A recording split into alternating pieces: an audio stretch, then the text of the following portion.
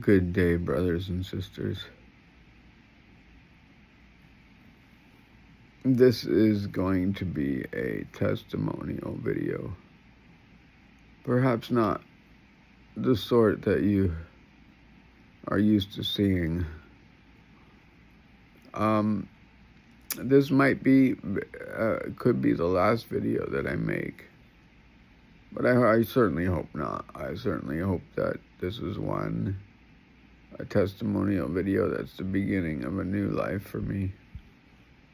A life in Christ, a life committed to serving others, to bringing wisdom to people,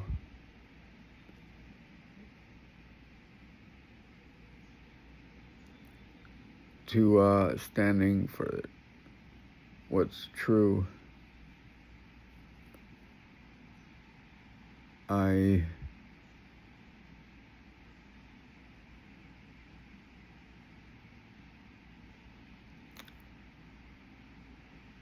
My testimony is today, this, 22nd or something of July 2025. I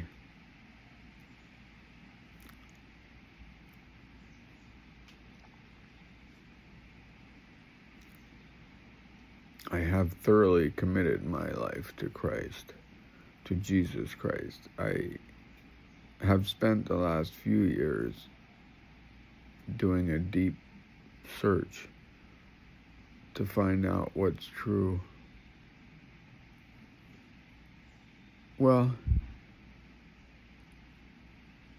it starts out with the fact that I'm in a wheelchair. When I was 16, I was playing in a tree and I fell and I injured my neck. And the adults that handled my body when I fell didn't do it very well either, and contributed to the situation that I got myself into. And all these years later, that was in 1986, and I was 16 years old. Now it's 2025, and I'm 55. And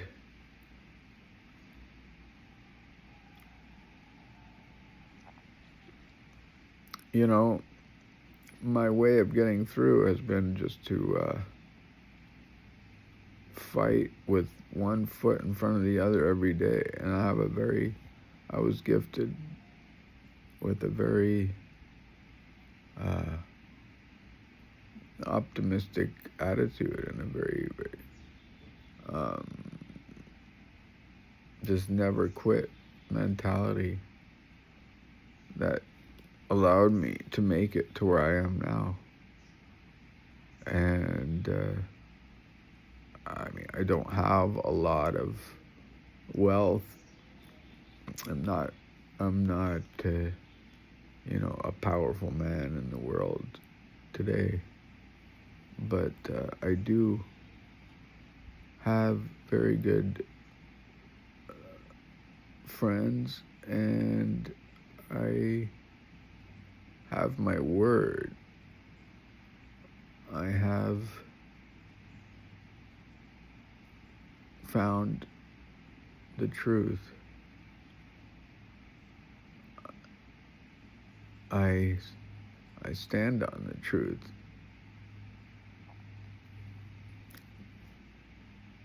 I hear the voices of my friends from the past. They're not here to comfort me now, though I don't, require their comfort. It would be nice to hear some of their voices now. For probably for many of them, for the purposes of me adopting faith in Jesus, it's somehow I didn't realize this because I never even knew that there was such a thing as being a Christian. I mean, I'm pretty. I didn't have a stigma, certainly, that I see other people having, which is very interesting. Like the first friend that I had a friend. I still consider him my friend, although we haven't spoken since this happened. He deals a lot with depression and anxiety and things like that. So he traps himself in his apartment. So let me aim the camera a little better. I called him about a year ago after I started finding happiness with Jesus. I mean, Jesus cured me of all my depression and anxiety and sadness, and the only thing that I'm left with that I haven't been cured of is the disability and the pain that I inflicted on my body over the years. It's still here.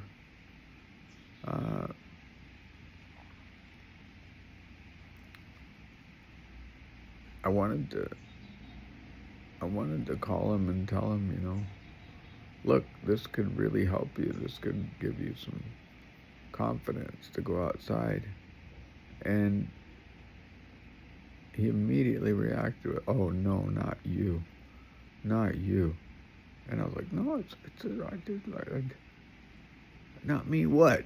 And then we didn't have much time. It was a little bit awkward after that, and I tried to explain to him that, for me it was just, that Jesus had I didn't, preach to him the gospel that Jesus had given his life. I still was having difficulty with that myself, just with the time, variance. Okay, so like you, I had a, you're my friend, and you lay down your life for me, but I don't know that you're my friend, but you've declared your friendship for me, and it was like a long time ago. So I had problems with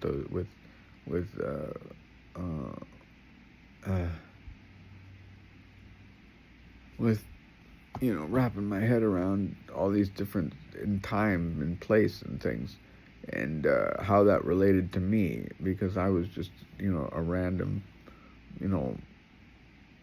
life form that popped up in a random place and then had random parents, and why would I be even connected to all these other stories and times and places, and how does it connect? That was one of my big drawbacks that stopped me from accepting the gospel per se, but the logic that God would do this for me, and that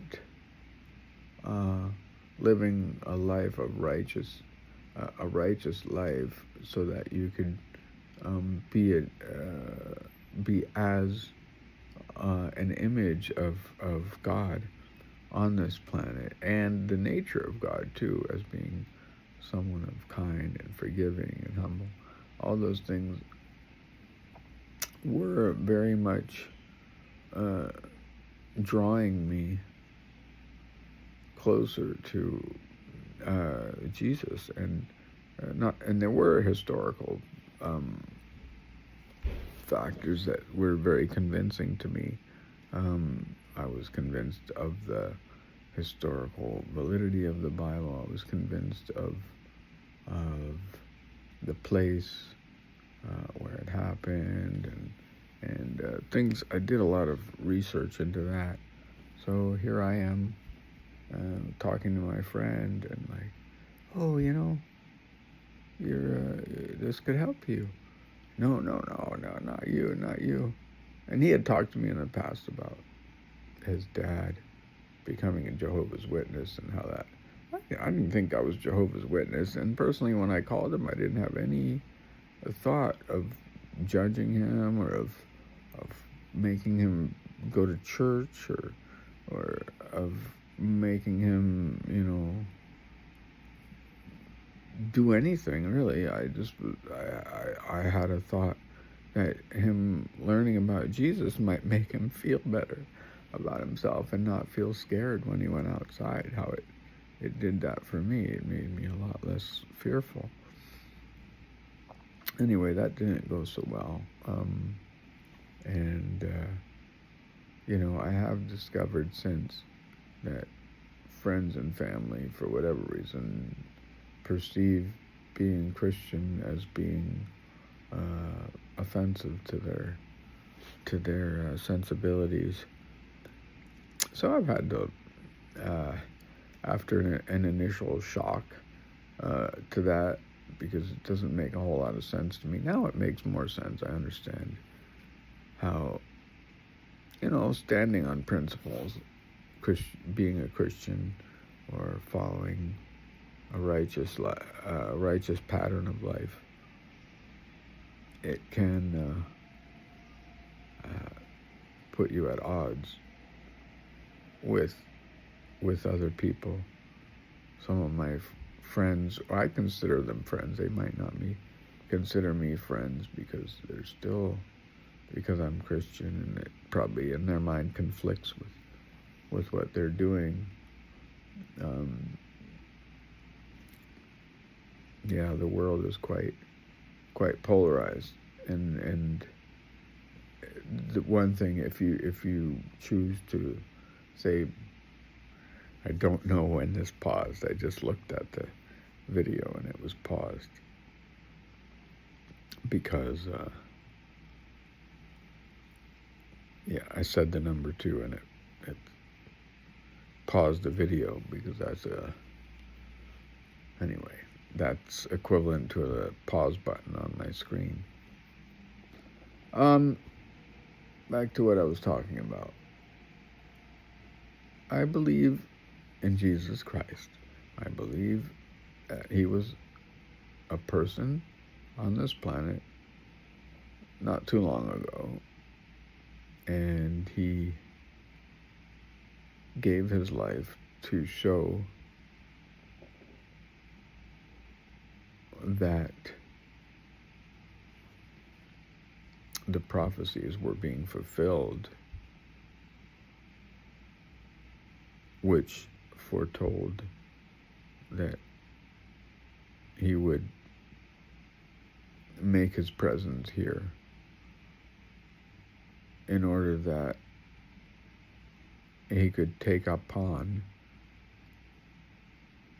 and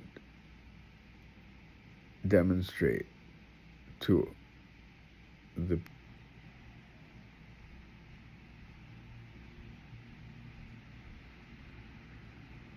just checking to make sure it didn't pause again.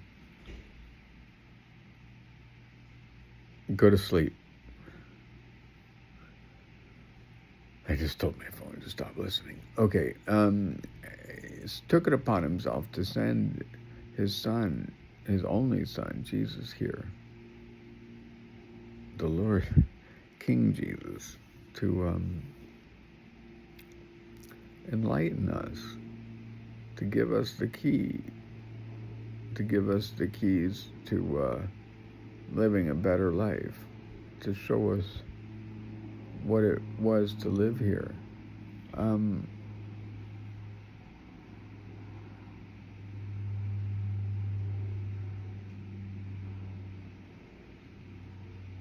don't know. What we find here is these pleasures all over the place. But boy, oh boy, do they lead to trouble in the long run.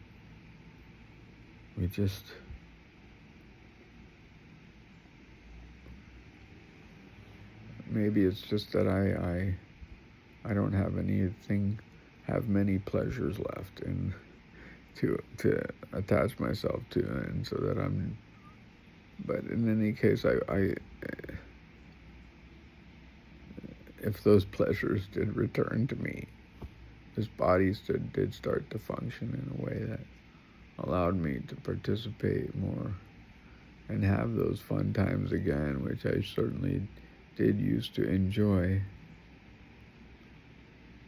I have to say I would be more, they would be placed more in context of my relationship with Jesus and God, because I know a lot more now.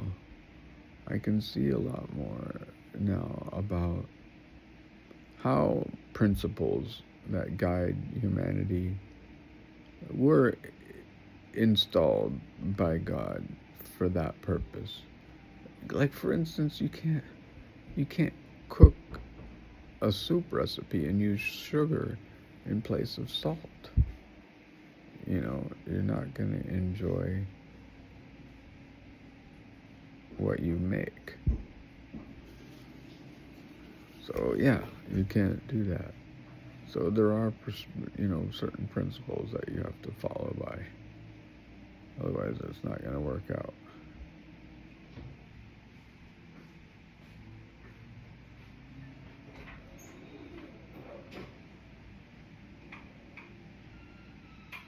And Jesus came to put us he came to basically tell you that, for one thing, you have to be honest. You can't live life with lies. That's a fact. So he came to set that straight.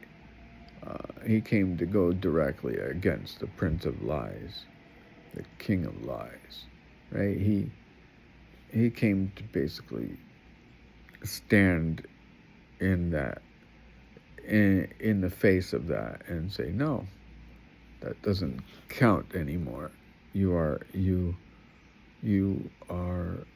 rendered inoperative. So yeah, we're kind of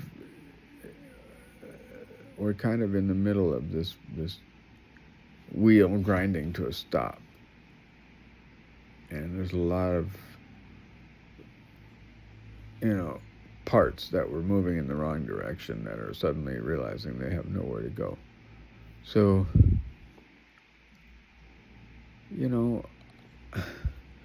my life being one of those, I was destined for hell, for lack of a better way to put it. I was basically a ball thrown into a whirling pit of machines, and I somehow got rescued. So I'm still broken though. This machine is still broken. It's not functioning correctly. The nervous system is just, it's not operating the way that God intended it to operate.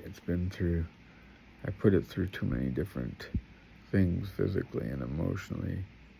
I prayed and I prayed. I hope I can receive this healing soon. Anyway, I'll put this video out to you guys today, and try to get you another one out soon. Love you. Talk to you later.